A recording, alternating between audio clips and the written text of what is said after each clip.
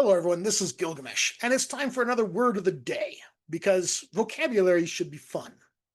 The information used in these videos is drawn primarily from the Hebrew and Aramaic lexicon of the Old Testament, also known as Halot, which I highly recommend as the major lexicon in use by scholars today.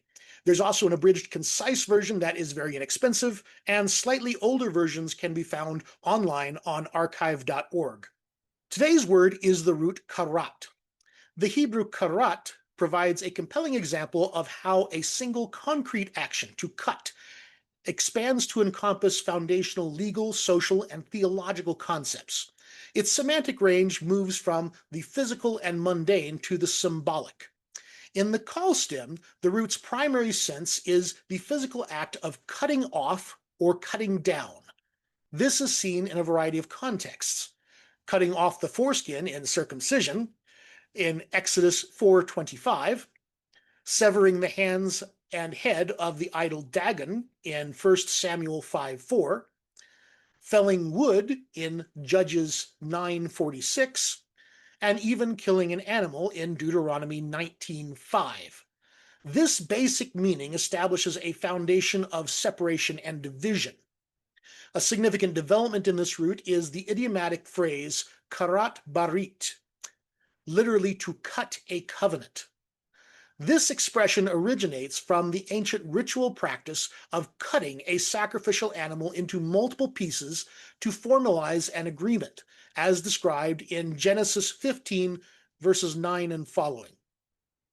The act of cutting thus becomes the very mechanism for establishing a binding relationship. The physical severing of an animal paradoxically creates an unbreakable social and theological bond. This loss of life or shedding of blood was seen as essential to making the agreement binding. The fate of the animal may have served as a warning of the penalty for transgression.